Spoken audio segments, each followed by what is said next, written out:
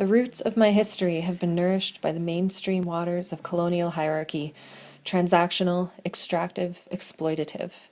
We are better than they, and they are better than others, and those are imperfect, irrational, unruly, born of dark mothers. For hundreds of years, the cry of our hearts is for certainty.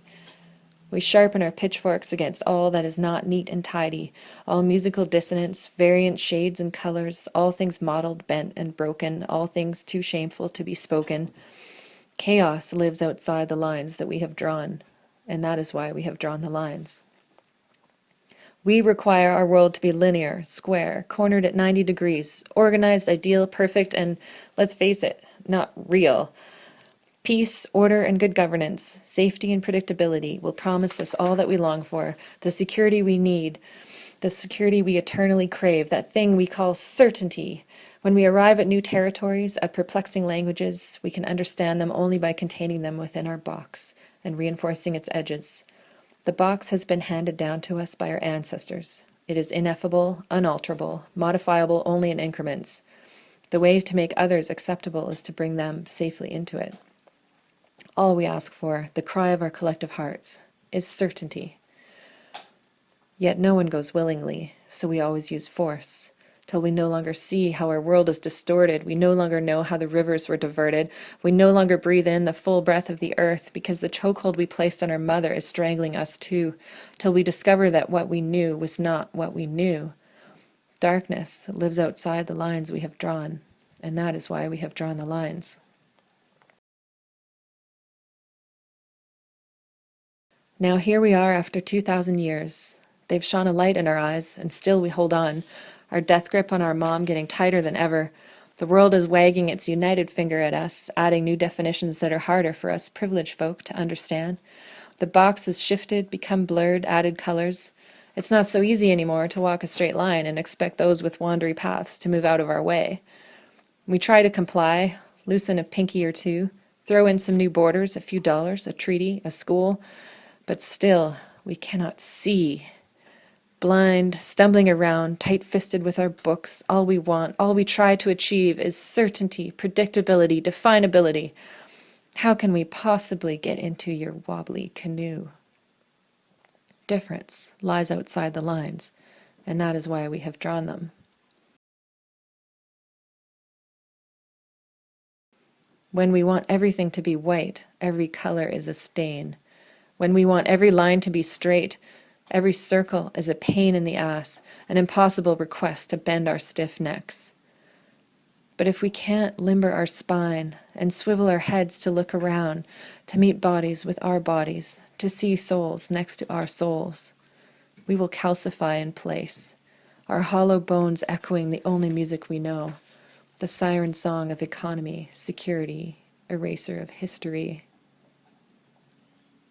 There we are in the wreckage, measuring the disaster, quantifying our losses, calling out numbers to the lawyers. Meanwhile, Turtle Islanders are singing, "We are human, we are human, we are human." But the economy, we stutter, our tongues stuck in our mouths. We will never go back to where we came from. And although our arrival is documented, none of us will ever get to where we thought we were going. We've invested so much. This land, these people, all are surveyed, observed, perimetered, penetrated, drilled, mined, probed, tools sunk deep into her flesh, scraped, shorn, shaved, logged, cut, chipped, hauled away. Trees, fish, children, named, numbered, catalogued, confined, warehoused, tagged, assessed, valued, price, scrutinized, and invisibilized. These people, these creatures, the four-legged, the winged, the swimmers, the crawlers, and the two-legged, the trees and the plants and those who can't speak for themselves, all are counted, measured, priced, sold, and traded. Every person, every creature, every plant has a value, and the value is what the market will bear, what the market will bear, what the market will bear. As if the market has a womb and bears the living, as if the market is our mother and bears something worth dying for. To make the load lighter, some things must go. The buffalo, the carrier pigeon, the children of your grandchildren.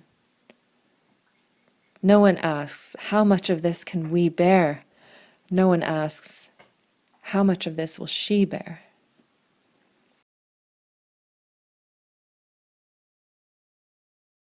Now, here we are, beyond the knowledges of names and numbers, beyond the horizon of foreseeability, shipwrecked on the shores of our own futility. We feel around in the dark. We don't understand each other's tongues. We cannot know the pain we've caused. Our mouths are dry, our apologies hollow. It is time for a new song. O Canada, our home on native land, truth and love is on trial, it's justice we demand. With burning hearts we see the lies that are causing polar ice caps to unfreeze. From far and wide, O Canada, we guard against bullshit guarantees. Let us honor all life, the spirit in you and in me. Let us honor the earth as one who gives us life. Let us remember our worth and she who gives us life.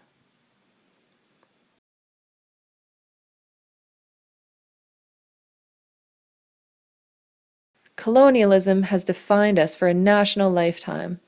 We have no other memory of who we are. We do not know any other way to be. My history is rooted in the waters of the mainstream, the nutrient-deficient drivel of normativity. Where are my branches growing? What can be uprooted to give space to new directions of growth? There's more to know than what the universe will ever tell us. The more I think I know, the more I am at risk of losing my soul. There is a place that we can meet, but no straight path to take us there. Through a forest of dense cedar and fir, guided by voices that call to us from beyond the reaches of history, we can thaw these binaried walls, paddle new strokes on an ocean shored by possibility. Let's embrace the chaos, leave it messy, release the bonds of structural conformity. Welcome the shades of gray emerging from sea to sea to sea.